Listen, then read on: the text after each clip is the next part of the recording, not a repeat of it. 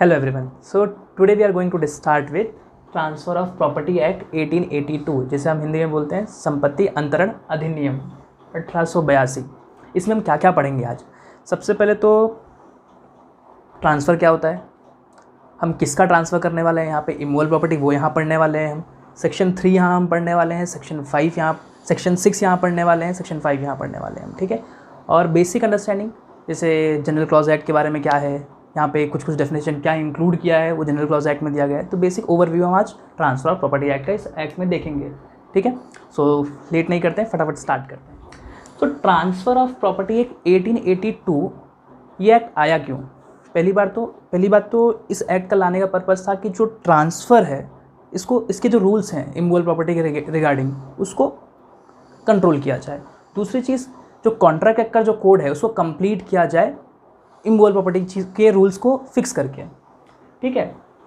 अच्छा, एक चीज़ और, इस ट्रांसफ़र ऑफ प्रॉपर्टी एक्ट जो एक्ट हमारा ये अधिनियम जो हमारा है ये, इसमें टोटल सेक्शन कितने हैं, टोटल नंबर ऑफ सेक्शन, ये MCQ पॉइंट ऑफ व्यू से काफ़ी इंपॉर्टेंट है। टोटल नंबर ऑफ सेक्शन इसमें 137 है, ठीक है। टोटल नंबर ऑफ सेक्शन कितने हैं 137, और चैप्टर्स कितने हैं इसमें 8 चैप्टर है इसमें। 8 चैप्टर के अंदर टोटल 137 सेक्शंस यहाँ पे डिवाइडेड है। लाइक अगर मैं बात करूँ, पहला चैप्टर जो बोलता है प्रिलिमिनरी के बारे में बात करता है, प्रिलिमिनरी चैप्टर है जिसमें आपको डेफिनेशन मिलेगी, आपको इंटरप्रिटेशन क्लॉज मिलेगा और इसके बारे में कब आया ये। अच्छा, ये आया कब, ये भी MCQ पॉइंट ऑफ व्यू से इंपॉर्टेंट है। ये आया है 1 जुलाई 1882 में ये एक्ट आया है, ठीक है। और चैप्टर 2 बात करता है transfer of property by the act of the party के द्वारा। फिर चैप्टर 3, 4, 5, 6, 7, 8 ये जो बाकी के 6 चैप्टर हैं ये मोड्स ऑफ ट्रांसफ़र के बारे में बात करते हैं। अब मोड्स ऑफ ट्रांसफ़र कैसे हो सकता है, लाइक चैप्टर 3 जो बोलता है वो थ्रू सेल्स बोलता है, सेल्स के थ्रू। चैप्टर 4 बोलता है मॉर्टगेज के थ्रू ट्रांसफ़र कैसे होता है। चैप्टर 5 बोलता है लीज के थ्रू। चैप्टर 6 बोलता है एक्सचेंज के थ्रू। 7 बोलता है गिफ्ट के थ्रू ट्रांसफ़र कैसे होता है। 8 बोलता है ट्रांसफ़र ऑफ एक्शनेबल क्लेम, ठीक है। तो टोटल 8 चैप्टर हैं। ये MCQ पॉइंट ऑफ व्यू से काफ़ी बार पूछा जाता है कि टोटल नंबर ऑफ चैप्टर्स कितने हैं, कौन सा चैप्टर क्या बोलता है, ठीक है। तो आप ये चीज़ें आप एक याद रख सकते हो, ठीक है। तो सबसे पहले अगर हम देखेंगे इस चैप्टर में कि ट्रांसफ़र क्या होता है, ठीक है। ट्रांसफ़र जिसे हम हिंदी में स्थानांतरण बोलते हैं, ठीक है। TC ट्रांसफ़र सर्टिफिकेट, TC हमने पढ़ा है पहले, तो उसको हिंदी में आप देख सकते हो। ट्रांसफ़र 2 तरह से होते हैं। ट्रांसफ़र कितने तरह के होते हैं, 2 तरह के। पहला bye act of the party और बाय ऑपरेशन ऑफ लॉ। पहले ऑपरेशन ऑफ लॉ की बात करूँ, अगर ट्रांसफ़र मतलब जो प्रॉपर्टी का ट्रांसफ़र हो रहा है अगर वो बाय ऑपरेशन ऑफ लॉ मतलब बाय कोर्ट के थ्रू हो रहा है, कोर्ट के ऑर्डर के थ्रू, कोर्ट एग्जीक्यूट करा रहा है उसे अगर, तो उसे हम बाय ऑपरेशन ऑफ लॉ बोलेंगे। वो यहाँ पे हम डील नहीं करने वाले, बट हमें मालूम होना चाहिए कि ट्रांसफ़र के 2 प्रकार कौन कौन से, bye act of the party भी होता है, बाय ऑपरेशन ऑफ लॉ भी होता है। अच्छा, bye act of the party ये हमें यहाँ पढ़ना है इस एक्ट के अंदर। एक्ट ऑफ द पार्टी मतलब यहाँ पे पार्टी इन्वॉल्व रहेगी, ठीक है। Bye act of the party भी 2 तरह के होता है, एक टेस्टामेंट्री और एक इंटरवाइवस। टेस्टामेंट्री क्या होता है, ये आपने जो लॉ के बैकग्राउंड के नहीं भी होंगे, जिन्होंने जस्ट स्टार्ट भी किया होगा, इनको ये शब्द मिलता है testamentary, non testamentary instrument. Testamentary का मतलब होता है वसीयत, इसे हिंदी में बोलते हैं वसीयत या फिर विल बोलते हैं, ठीक है, वसीयत। तो टेस्टामेंट्री इंस्ट्रूमेंट कौन सा हो गए, विल वगैरह हो गए। तो नॉन टेस्टामेंट्री क्या हो गए, अदर देन विल, वसीयत को छोड़ के जो भी नॉन टेस्टामेंट जो भी चीज़ें ट्रांसफ़र हो गए वो नॉन टेस्टामेंट्री क्या आता है। अच्छा, इसका एग्जांपल के तौर पे अगर आप ले लो, जैसे सपोज़ मेरी प्रॉपर्टी है, मेरे पास 2-3 बीघा खेत वगैरह है, ठीक है। अब मेरे बाकी के लोग भी हैं, बाकी बच्चे वगैरह जो भी हैं, तो मेरे डेथ के बाद अगर मैं मेरी प्रॉपर्टी का बिना डिस्ट्रीब्यूशन किए मेरी डेथ हो जाती है अगर, तो उसका एग्जीक्यूशन, प्रॉपर्टी का एग्जीक्यूशन कैसे होगा, तो वो टेस्टामेंट्री के अंदर आता है, ठीक है। तो वो भी इस एक्ट में नहीं, उसको हम सक्सेशन एक्ट में पढ़ते हैं। वो भी फैमिली लॉ के अंदर आप पढ़ोगे तो वहाँ पे आपको मिलेगा कि उसका डिस्ट्रीब्यूशन किस प्रकार होता है, ठीक है। उसमें क्लास डिवाइड किए गए हैं, क्लास 1, क्लास 2, क्लास 3 वगैरह, तो उसमें प्रॉपर्टी का डिस्ट्रीब्यूशन है, तो वो भी यहाँ पे नहीं है। दूसरा आता है इंटरवाइवस। इंटरवाइवस का मतलब क्या है, जब भी ट्रांसफ़र हो रहा हो किसके बीच में, बिटवीन 2 लिविंग पर्सन। अच्छा, लिविंग पर्सन ये काफ़ी इंपॉर्टेंट है। जब ट्रांसफ़र हो रहा हो 2 लिविंग पर्सन के बीच में तो उसे हम इंटरवाइवस बोलते हैं, ठीक है। तो ये हो गया बेसिक ऑफ ट्रांसफ़र। ट्रांसफ़र 2 तरह के होते हैं, by the act of the party, by the operation of law, operation of law by court, ठीक है। देन इस एक्ट के अंदर इंपॉर्टेंट क्या है, किसका ट्रांसफ़र हम देखेंगे, ट्रांसफ़र ऑफ इमूवेबल प्रॉपर्टी। अच्छा, मूवेबल प्रॉपर्टी का ट्रांसफ़र हम इस एक्ट के अंदर क्यों नहीं देखेंगे, क्यों? मूवेबल प्रॉपर्टी का ट्रांसफ़र हम यहाँ पे क्यों नहीं देख रहे हैं? क्योंकि मूवेबल प्रॉपर्टी का जो ट्रांसफ़र है उसे हम गुड्स, मूवेबल चीज़ों को क्या बोलते हैं, हम गुड्स बोलते हैं, और उसका ट्रांसफ़र हम कहाँ देखते हैं, सोगा में देखते हैं। कहाँ? सोगा, सेल ऑफ गुड एक्ट 1930, 1930 के अंदर इसके लिए एक पर्टिकुलर एक्ट है 1930 का, सेल ऑफ गुड एक्ट, उसमें हम मूवेबल प्रॉपर्टी का ट्रांसफ़र देखते हैं। और इमूवेबल प्रॉपर्टी के लिए स्पेसिफिक ये एक्ट आया है, ट्रांसफ़र ऑफ प्रॉपर्टी एक्ट 1882। ठीक है, अब इमूवेबल प्रॉपर्टी में क्या इंक्लूडेड है, क्या इमूवेबल प्रॉपर्टी को हम ट्रीट करते हैं, not defined in transfer of property act. देखो भैया, हमने एक्ट पढ़ना शुरू भी किया तो इसमें इमूवेबल प्रॉपर्टी में क्या इंक्लूड है वो भी यहाँ डिफाइन नहीं किया। तो डिफाइन कहाँ किया गया है, कहाँ डिफाइन किया है, जनरल क्लॉज एक्ट में। अच्छा, नया एक्ट आ गया general clause act. General clause act में क्यों डिफाइन किया भैया, ट्रांसफ़र ऑफ प्रॉपर्टी एक्ट में करना चाहिए, यही हम पढ़ रहे हैं। अब मैं आपको कुछ बताता हूँ कि कुछ चीज़ें जनरल क्लॉज एक्ट के अंदर क्यों डिफाइन की जाती है। सबसे पहले जैसे मैंने आपको बताया कि इस एक्ट के अंदर कितने चैप्टर हैं, 8 चैप्टर है। लेकिन जो चैप्टर है, चैप्टर का क्या मतलब होता है, अगर मैं बोलूँगा सेक्शन, टोटल 137 सेक्शन है, सेक्शन का क्या मतलब है, सेक्शन डिफाइंस व्हाट। तो ये ऐसे वर्ड्स जो हैं, सेक्शन हो गया, ठीक है, फिर मैंने बोला चैप्टर हो गया। अब ये जो ये सारे जो वर्ड्स हैं ये सभी एक्ट्स में, चाहे वो सेल ऑफ गुड एक्ट हो, कंपनीज एक्ट हो, सब में ये चीज़ें आपको मिलेंगी, कॉमन मिलेंगी। तो ऐसी चीज़ें जो कॉमन होती है डिफरेंट एक्ट्स में, तो अगर हम हर एक्ट में एक्सप्लेन करने जाएं कि चलो ठीक है, अब हर एक्ट में अगर ट्रांसफ़र ऑफ प्रॉपर्टी में सेक्शन का मतलब बताया जाए, चैप्टर का मतलब बताया जाए, तो इसका वॉल्यूम जो है वो काफ़ी बढ़ जाएगा, राइट, और चीज़ें रिपीटेटिव होने लगेंगी। तो ये जो रिपीटेशन है, ठीक है, और जो लेंथ वॉल्यूम है, इसको कम करने के लिए जनरल क्लॉज एक्ट बनाया गया। और जो चीज़ें कॉमन है डिफरेंट एक्ट के अंदर, उन चीज़ों को जनरल क्लॉज एक्ट के अंदर डाला गया। क्योंकि अब जैसे आपको पता है इमूवेबल प्रॉपर्टी आपने बहुत जगह पढ़ा होगा, जो लॉ बैकग्राउंड नहीं भी होंगे ना, उन्हें भी पढ़ा है, उन्हें भी पता है कि इमूवेबल प्रॉपर्टी क्या होता है। ठीक है, आपने पढ़ा होगा, इसमें अकाउंट्स में पढ़ा होगा, बैलेंस शीट में करते हुए देखा होगा, कंपनीज एक्ट में पढ़ा होगा। तो ये जो चीज़ें कॉमन होती हैं, जो रिपीट ना हो, वॉल्यूम ना बढ़ाएं, तो उसे हम क्या, कहाँ डिफाइन कर देते हैं, जनरल क्लॉज एक्ट के अंदर। ठीक है, तो आपको ये समझ में आ गया हो जनरल क्लॉज एक्ट के अंदर क्यों डाला गया है और जनरल क्लॉज एक्ट क्या है। डन। नेक्स्ट सेक्शन आता है सेक्शन 3। सेक्शन 3 क्या बोलता है, इंटरप्रिटेशन क्लॉज, जिसके अंदर आपको इमूवेबल प्रॉपर्टी के अंदर क्या इंक्लूडेड नहीं है ये बताया गया है। अच्छा, क्या इंक्लूडेड है वो तो आपको बता दिया जनरल क्लॉज एक्ट के अंदर, और क्या इंक्लूडेड नहीं है वो लेकिन यहाँ पे बहुत क्लियरली स्पेसिफाई किया गया है। क्या इंक्लूड नहीं है, immovable property does not include standing timber, growing crops और ग्रास। अच्छा, स्टैंडिंग टिम्बर, ग्रोइंग क्रॉप्स और ग्रास, ये तीनों चीज़ें इंक्लूड नहीं हैं। लेकिन पता है आपको, जब ये तीनों चीज़ आप देख रहे हो, ये तीनों चीज़ में ना सबसे इंपॉर्टेंट है इसका पर्पज़। इसका पर्पज़ इसे डिसाइड करता है कि ये इमूवेबल प्रॉपर्टी रहेगा या नहीं रहेगा। लाइक अगर मैं एग्जांपल दूँ कि मेरे गांव में ना जो कुछ किसान ऐसे हैं जिनके पास खेत हैं, ठीक है, उनको खेती पसंद नहीं, तो वो क्या करते हैं कि पूरे खेत में ना 100-200 सफ़ेदे के पेड़ लगा देते हैं। ठीक है, अब सफ़ेदे के पेड़ लगाने के क्या करते हैं, उसको 10 साल 15 साल बड़ा करते हैं और फिर 1 साल उसको बेच देते हैं। तो वो क्या करता है, एक साथ जब बड़ा हो जाएगा, 10 साल का हो जाएगा, 5 साल का पेड़ हो जाएगा, तो उसको कट करके उसका फर्नीचर वगैरह बाकी उसको पर्पज़ में लिया जाता है। तो अब जो मेरा पर्पज़ था, वो जो मेरा सफ़ेदे का पेड़ लगाने का जो पर्पज़ था, वो पर्पज़ क्या था कि इन फ्यूचर उसको मैं कट करके उसका वुड बना के उसको बेच दूंगा मैं। ठीक है, क्या मेरा पर्पज़ ये था कि वो मैं सफ़ेदे का पेड़ आज लगा रहा हूँ, जब तक जीवन मेरा रहेगा, जब तक जीवित रहूँगा, तब तक मैं इसमें बस नीचे हवा में आनंद लूँगा, उसको बड़ा होने दूंगा मैं, ऐसा क्या पर्पज़ था क्या? नहीं। तो मेरा पर्पज़ क्या था, गुड्स का पर्पज़ था, उसकी मैं बाद में कट करने वाला हूँ उसे। सेम ग्रोइंग क्रॉप्स के लिए भी जब हम फसल लगाते हैं तो उस फसल का पर्पज़ क्या रहता है हमारा, कि जैसे ही वो फसल पक जाएगी या तैयार हो जाएगी उसे हम कट कर लेंगे और अपने यूज़ में ले लेंगे, तब भी वो गुड्स बन जाता है। ऐसा तो नहीं होता ना कि फसल लगा दिया, सिर्फ लगी रहे, लहराती रहे फसल, में देखता रहूँगा इसे, ऐसा पर्पज़ होता है क्या? नहीं। सेम ग्रास के लिए भी।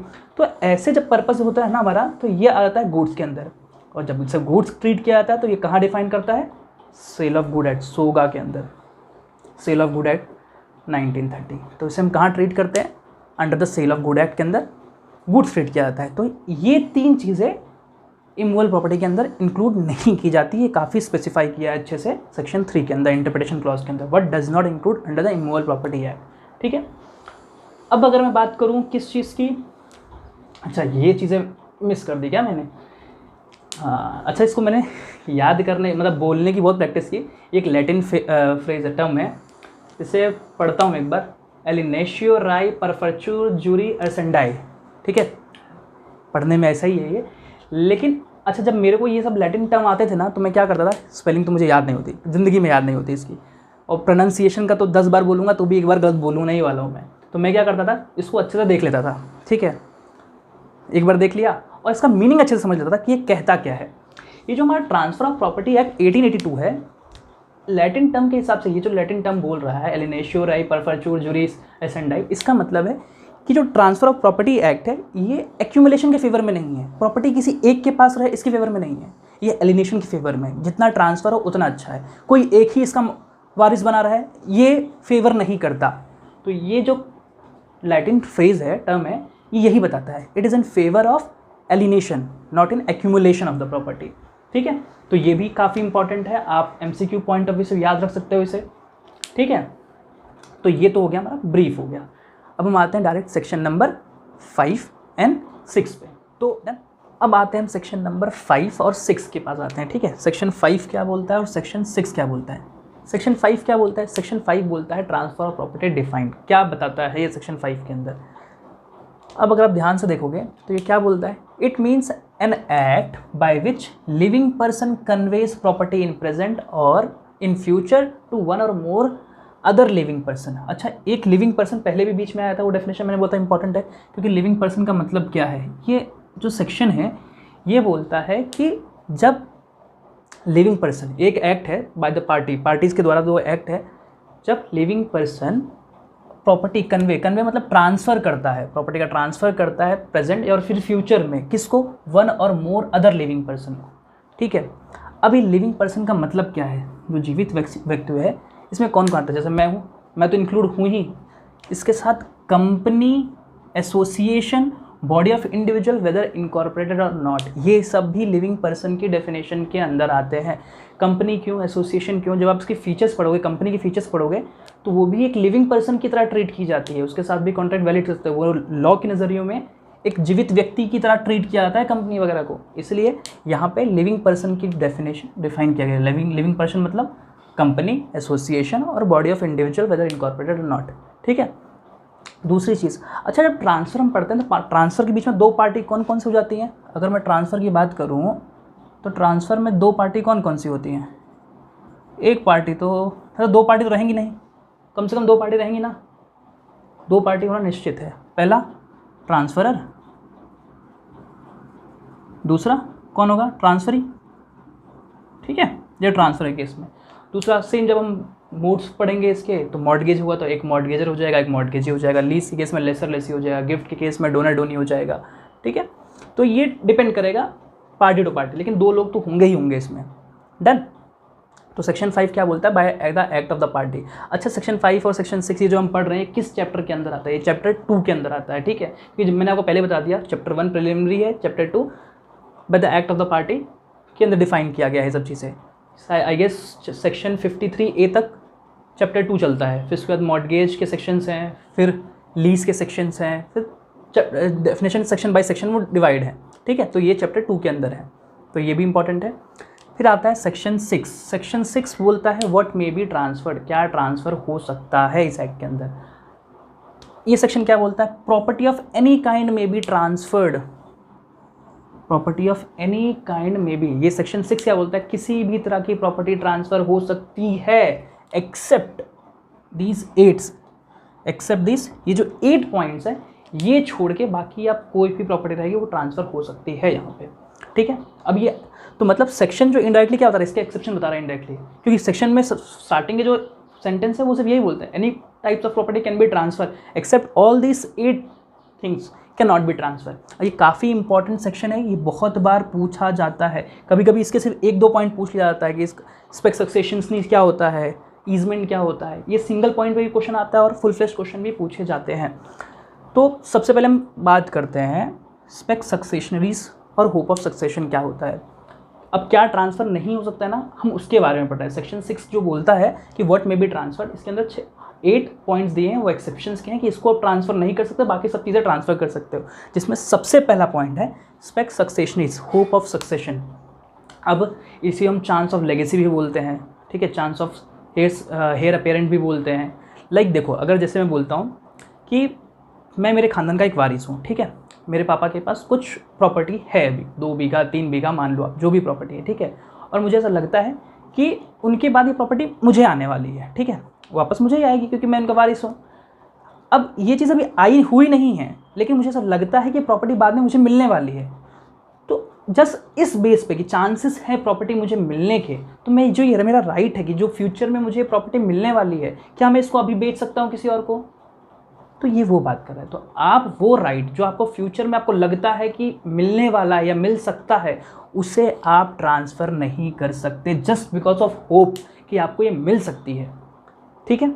लेकिन हाँ, एक एक्सेप्शन इसमें भी एक एक्सेप्शन कैसा है, अगर फैमिली अरेंजमेंट हुआ है पहले से ही फ्यूचर के लिए, तो आप ट्रांसफ़र कर सकते हो। बट अगर कुछ भी नहीं हुआ है, कोई फैमिली अरेंजमेंट वगैरह नहीं है आपका प्रॉपर्टी के रिगार्डिंग, तो आपको मिलने वाला बेनिफिट जो आपको लग रहा है कि आपको मिल सकता है किसी वसीयत में, तो आप उसे ट्रांसफ़र नहीं कर सकते हो अभी, ठीक है। दूसरी चीज़ सेम, अगर लेगेसी में ऐसा भी होता है कि सपोज़ पर्सन एक्स है, मेरे खानदान में ही आता है, मैं चाचा दादा का कोई लड़का है, ठीक है, उसके पास कोई एक्स प्रॉपर्टी है, लेकिन उसके खानदान में, उसके हेयर्स में, लीगल हेयर्स में कोई भी नहीं बचा है, बस एक मैं ही हूँ कि उसके जाने के बाद सिर्फ ये प्रॉपर्टी सिर्फ मुझे ही आ सकती है। लास्ट में एक ऑप्शन है, जब उसकी कोई भी नहीं बचता, वो भी दूर का रिश्तेदार भी नहीं बचता, तो वो इस चीज़ रहती है, गवर्नमेंट के पास चली जाती है वो प्रॉपर्टी। लेकिन अभी सिर्फ एकमात्र मैं ही हूँ जिसको ये प्रॉपर्टी मिल सकती है, ठीक है, और उसके खानदान में कोई नहीं है, लेकिन अभी भी ये ट्रांसफ़र नहीं हुई। मुझे ऐसा लगता है चांसेस ऑफ लेगेसी, तो भी मैं इसको अगर ट्रांसफ़र करता हूँ तो वो ट्रांसफ़र वॉइड हो जाएगा, वैलिड नहीं होगा, जब तक वो सिर्फ मुझे लग रहा है कि मिल सकता है पर मिली नहीं है ना, तो ऐसे चीज़ों में ऐसा ट्रांसफ़र वॉइड होता है, ठीक है।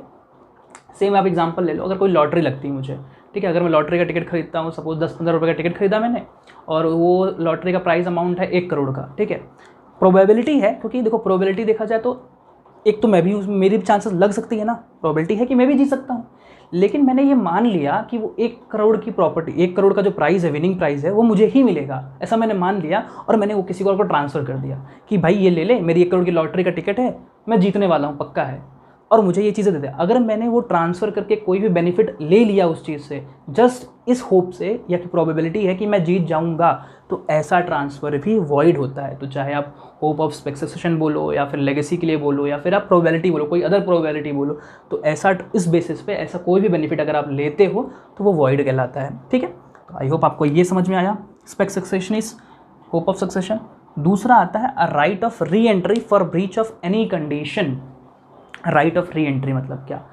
अच्छा, अब जब लीज़ का केस देखोगे, लीज़ का एग्जांपल मैं आपको समझाऊँ। अगर सपोज़ मेरी ये प्रॉपर्टी है, ठीक है, मैं ये प्रॉपर्टी को मेरे 50 साल के लिए किसी को लीज़ पे देना चाहता हूँ, मैं मेरी ये प्रॉपर्टी 50 साल के लिए लीज़ पे देना चाहता हूँ उस पर्सन को, ठीक है। ये लॉन्ग टाइम लीज़ कॉन्सेप्ट हमेशा लॉन्ग पीरियड के लिए आता है। जैसे अगर पुणे में आप जानते हो तो मंडई जो है वो 100 ईयर्स लीज़ पे है इस समय, 100 साल लीज़ होता है, 50 ईयर्स लीज़ होता है, लॉन्ग पीरियड के लिए रहता है ये, ठीक है। लेकिन मुझे लगता है कि जो सामने वाले पर्सन को मैं जो दे रहा हूँ प्रॉपर्टी, ये कुछ गलत कर सकता है इन फ्यूचर में इस प्रॉपर्टी के रिगार्डिंग, तो मैं क्या करता हूँ, हमेशा सेफ साइड खेलने के लिए मैं कुछ कंडीशंस लगा देता हूँ। सपोज़ मैंने ये प्रॉपर्टी दी लीज़ पे, और मैंने बोला कि अगर कभी भी 50 ईयर्स के लिए दी, अगर कभी भी इस प्रॉपर्टी के अंदर तुम अपनी मनमानी से कोई कंस्ट्रक्शन करते हो, अगर कभी इस प्रॉपर्टी के अंदर अगर तुम अपनी मनमानी से कोई कंस्ट्रक्शन करते हो, अवैध निर्माण जिसे बोलेंगे, तो ये प्रॉपर्टी का पोजीशन मैं वापस ले लूँगा, वापस री एंटर कर जाऊँगा मेरी प्रॉपर्टी में, ठीक है। तो ये मेरा पर्सनल राइट है। तो यही बोला है, री एंट्री का मतलब वापस री एंटर कर जाऊँगा और वो प्रॉपर्टी तुमसे वो पोजीशन वापस ले लूँगा मैं, ठीक है। तो सेम चीज़ है, तो ये जो वापस लेने का राइट है ये मेरा पर्सनल राइट है, ये मैं किसी और को ट्रांसफ़र नहीं कर सकता हूँ, ठीक है। तो सेम चीज़ है, एक केस में हुई थी री डेविस वर्सेस कंपनी, ये हायर परचेज का एग्जांपल है। इसमें क्या हुआ, पार्टी ए थी, ए पार्टी, बी पार्टी थी, ठीक है। इनमें हेयर परचेज का एग्रीमेंट हुआ, ए ने बी को कोई गुड्स बेचे, ठीक है, और बी ने प्रॉमिस किया कि मैं इसका पोजीशन अभी ले लेता हूँ और इंस्टॉलमेंट बाय इंस्टॉलमेंट आपको देता जाऊँगा। लेकिन ए ने एक कंडीशन लगाई कि अगर तुम नॉन फेलियर होते हो, कभी भी कोई इंस्टॉलमेंट पे नहीं कर पाते हो, तो ये जो गुड्स का जो पोजीशन है, ये जो भी गुड्स रहेगा, इसका जो पोजीशन है ये मैं वापस ले लूँगा, ठीक है। अब ये जो पोजीशन है वापस लेने का, इसे भी री एंट्री बोल सकते हैं। तो ये जो पोजीशन है ये ए का पर्सनल राइट है, ये राइट सी को नहीं बेच सकता है, ठीक है। मैं क्या बोल रहा हूँ, जो री एंट्री का राइट है वो उस पर्सन जिसने कंडीशन लगाई है वो उसका पर्सनल राइट होता है, वो उसे किसी दूसरे को नहीं दे सकता है, ट्रांसफ़र नहीं कर सकता है। तो that is right of re entry for breach of any condition, condition breach होने पे। तीसरा आता है एन ईजमेंट। अब ईजमेंट ये नई चीज़ आ गई है। ईजमेंट, ईजमेंट क्या होता है? कुछ चीज़ें राइट्स ऐसे होते हैं, सपोज़ अब जब ये प्रॉपर्टी खरीदी मैंने, जब सपोज ये जो मेरी प्रॉपर्टी है, जब मैं इस प्रॉपर्टी पे आया तो मुझे कुछ राइट्स इसके साथ एडिशनल मिले। जैसे इस प्रॉपर्टी को आने के लिए ना एक 50 मीटर का एक लेन है, रास्ता है जो कॉमन है, कुछ सभी लोगों के लिए कॉमन है, तो इस रास्ते में आने का राइट्स मुझे मिल गया। ये प्रॉपर्टी के साथ में मिलता है, ठीक है। राइट टू वे बोलते हैं, राइट टू लाइट बोलते हैं। तो ये जो राइट मिलता है ये भी आप ट्रांसफ़र किसी को नहीं करते हो, राइट टू ईजमेंट बोलते हैं। ये भी आप किसी और को ट्रांसफ़र नहीं कर सकते हो, ठीक है। सपोज जैसे मेरे इस रूम में ना एक विंडो है, ठीक है, एक ही विंडो है, इसी से फ्रेश एयर भी आती है, सनलाइट भी आता है, ठीक है। अगर मुझे कभी सपोज़ मेरे विंडो के सामने एक बिल्डिंग कोई कंस्ट्रक्ट कर रहा है 4-5 फ्लोर की, ठीक है, और उसकी वजह से अगर मेरी फ्रेश एयर या फिर सनलाइट जो है वो आना रुक जाती है, तो मैं उस बिल्डिंग के ऊपर स्टे लगवा सकता हूँ। क्या कर सकता हूँ? स्टे लगवा सकता हूँ, क्योंकि मेरा ये राइट है, मेरा right to air, right to way, या अगर मेरा पर्सनल मेरे राइट्स इन्फ्रिंज हो रहे हैं तो मैं इस पर स्टे लगवा सकता हूँ, ठीक है। सेम इसी तरह ना एक केस था गणेश प्रकाश वर्सेस खांडू बख्श। इसके अंदर कोर्ट ने क्या बोला था, जो छत पे जो हम कपड़े सुखाते हैं ना, ये भी उसके साथ हमें राइट्स मिलता है, तो ये भी ईजमेंट का राइट है। आप इसे भी किसी और को ट्रांसफ़र नहीं कर सकते हो। लेकिन अच्छा बताओ, अगर मुझे ये राइट ट्रांसफ़र करना है तो मैं कैसे कर सकता हूँ?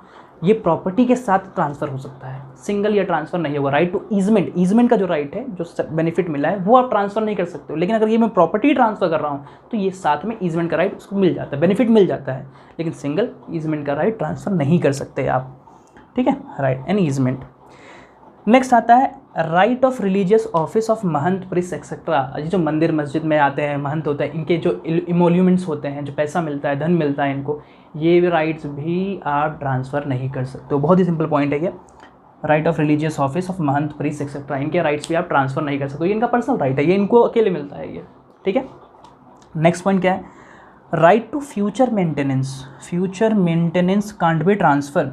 फ्यूचर मेंटेनेंस क्या है? अच्छा, फ्यूचर मेंटेनेंस के लिए आप एग्जांपल लोगे, बहुत बार क्या होता है जब शादी होती है, जब डिवोर्स के केस में कोर्ट वाइफ को एक मेंटेनेंस प्रोवाइड करता है। कभी कभी ये लमसम अमाउंट होता है, कभी कभी ये मंथली भी होता है। ये क्यों मिलता है उसे? उसके परवरिश, बच्चों कभी कभी बच्चे की परवरिश के मिलता है, कभी उसके लिविंग के लिए मिलता है ये। तो ये जो राइट मिला है उसे, ठीक है, मेंटेनेंस का, ये भी उसका पर्सनल राइट है, ये भी किसी और को ट्रांसफ़र नहीं किया जा सकता। आप इतना समझ सकते हो इसको, ठीक है।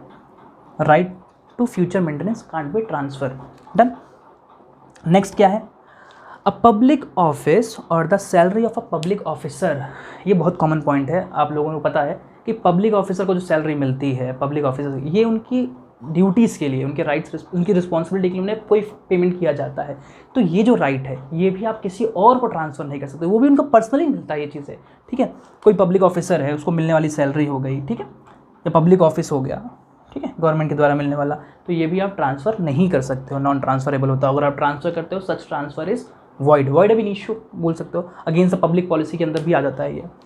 डन। नेक्स्ट आता है a mere right to sue can't be transfer. Mere right to sue, sue मतलब किसी के ऊपर दावा दाखिल करना, केस करने का राइट जो भी है वो भी आप किसी को ट्रांसफ़र नहीं कर सकते हो, सिंपल सी बात है। लेकिन इसके लिए भी कैसा है, अगर कोई भी डिस्प्यूट है, ठीक है, उसमें जो डेट अमाउंट है वो अगर सर्टेन है, मतलब फिक्स है, और अगर वो सर्टेन है, ठीक है, निश्चित अमाउंट है, डेट का अमाउंट है, मिलने वाला जो अमाउंट है, अगर वो निश्चित है तो आप ट्रांसफ़र कर सकते हो। अदरवाइज़ आपका जो मेयर राइट टू स्यू है कैन नॉट बी ट्रांसफर्ड, वो ट्रांसफ़र आप नहीं कर सकते हो, ठीक है। नेक्स्ट पॉइंट आता है stipend allowed to military, naval, air force और the civil pensioner of the government. ये जो स्टाइपेंड मिलता है ये डिपार्टमेंट, सेंट्रल गवर्नमेंट के लोगों को, आर्मी वालों को, एयरफोर्स वालों को, नेवी वालों को, या फिर जो सिविल पेंशनर होता है, जो पेंशन, इनके लास्ट ये रिटायरमेंट के बाद इनको यही एक बेनिफिट मिलता है लास्ट में, उनकी जो इंटायर टाइम पे काम किया है, तो ये भी उनका पर्सनल राइट होता है। आप इसे भी ट्रांसफ़र किसी और को नहीं कर सकते हो। अगर ऐसा transfer, such transfer is void अब इनिशियो और वॉइड कह सकते हो, ठीक है। तो ये भी ट्रांसफ़र नहीं किया जा सकता। सेक्शन 6 में से भी ये 8 पॉइंट है जो आपको याद रखना है, अच्छा, जो आपको याद रखना है। डन। तो सेक्शन कौन कौन से हमने क्या क्या पढ़ा? ट्रांसफ़र पढ़ा, ठीक है, फिर इमूवेबल प्रॉपर्टी में क्या डिफाइन नहीं है वो कहाँ पे सेक्शन 3 के अंदर बताया गया है इंटरप्रिटेशन क्लॉज के अंदर, ठीक है। फिर जनरल क्लॉज के अंदर क्या है, what includes in immovable property वो जनरल क्लॉज के अंदर दिया गया है, व्हाट डज नॉट इंक्लूड वो इसके अंदर ट्रांसफर प्रॉपर्टी एक्ट के अंदर डिफाइन किया है। फिर सेक्शन 5 किया हमने, सेक्शन 5 क्या बोलता है, ट्रांसफर प्रॉपर्टी डिफाइन क्या बोलता है, ठीक है, उसमें लिविंग पर्सन का मतलब बताया मैंने आपको। फिर सेक्शन 6 बोलता है व्हाट मे बी ट्रांसफर, क्या ट्रांसफर हो सकता है, कुछ भी ट्रांसफर हो सकता है, कोई भी प्रॉपर्टी ट्रांसफर हो सकती है एक्सेप्ट ऑल दिस 8 पॉइंट्स, ये जो 8 पॉइंट है इसको छोड़ के सारी प्रॉपर्टी ट्रांसफर हो सकती है। अब आते हैं हम कंक्लूजन पे, हमारे पॉइंट पे, ठीक है। ये लास्ट का पॉइंट हमारा मेमोरी टेक्निक का रहता है कि कैसे ये 8 पॉइंट को रिकलेक्ट करें। एग्जाम टाइम में अगर ये 5 मार्क्स का क्वेश्चन आ जाता है, सपोज 3 मार्क्स के ही आ गए, तो अगर आपको सिर्फ पॉइंट लिखने हैं, 8 पॉइंट लिखने हैं, तो रिकलेक्ट नहीं हो रहा है, तो हम उसके लिए मेमोरी टेक्निक रखते हैं। इसको आप अपना साधन नहीं बनाएंगे, ठीक है। मैं हमेशा यही बोलता हूँ कि मेमोरी टेक्निक सिर्फ रिकलेक्ट करने के लिए, मेरे जैसे लोगों के लिए, ठीक है। तो मैं सिर्फ मेरे लिए डाल देता हूँ, जिसको लगता है वो यूज़ करे, जिसको लगता है कि सारे पॉइंट को याद हो सकते हैं एक बार में, वेल एंड गुड, कोई दिक्कत नहीं है, ठीक है। अच्छा, मेमोरी टेक्निक क्या है इसको याद करने के लिए? मेमोरी टेक्निक कुछ ऐसी है, ये जो आरएसएस के लोग हैं ना, आरएसएस से लोग, एसई से लोग, ये आरपीएफ में जाते हैं, ठीक है। आरएसएस से लोग कहाँ जाते हैं? आरपीएफ में जाते हैं। Done. R for re entry, right of re entry can not be transfer. S for spes successionis, ठीक है, होप ऑफ सक्सेशन बताया मैंने, लेगेसी बताया आपको, कैन नॉट बी ट्रांसफर। अगर प्रोबेबिलिटी है, चांसेस है, आपको लग रहा है कि ये मुझे मिलने वाला है, तो वो राइट्स भी आप ट्रांसफर नहीं कर सकते हो। R for re entry, S for spect succession. S for stipend allowed, stipend allowed किसको? मिलिट्री, नेवल, एयरफोर्स या फिर सिविल पेंशनरीज जो हैं उनको, जो रिटायरमेंट के टाइम में मिलता है, तो वो राइट भी उनके पर्सनल राइट होता है, can not be transfer. RSS, re entry, spect succession, stipend allowed, ठीक है। फिर से एसई, स्यू, स्यू से क्या था? Right to, mere right to sue रहा अगर आपका, ठीक है, तो वो भी आप ट्रांसफ़र नहीं कर सकते हो, ठीक है। Next E for easement, simple right of easement जो भी आपका, वो भी आप ट्रांसफ़र नहीं कर सकते हो, ठीक है। ई फॉर ईजमेंट, लोग आरपीएफ में जाते हैं। R for religious office, religious office और राइट ऑफ प्रिस्ट, महंत वगैरह जो भी रहते हैं, ये भी, इनके भी राइट्स इनके पर्सनल होते हैं, आप इन्हें ट्रांसफ़र नहीं कर सकते हो। P for public office, public office और salary of the public officer, वो भी उनका पर्सनल होता है, उनको जो भी फीस गवर्नमेंट द्वारा प्रोवाइड की जाती है वो भी उनकी पर्सनल है, तो वो भी आप ट्रांसफ़र नहीं कर सकते हो। P for public office. F for future maintenance, future maintenance जो मिलता है ये भी उसका पर्सनल है, ठीक है, वो इनका पर्सनल रहता है, आप उसे भी ट्रांसफ़र नहीं कर सकते हो, ठीक है। आई होप आपको ये समझ में आया होगा, सेक्शन 5, सेक्शन 6 और memory technique. That's all for today, thank you so much.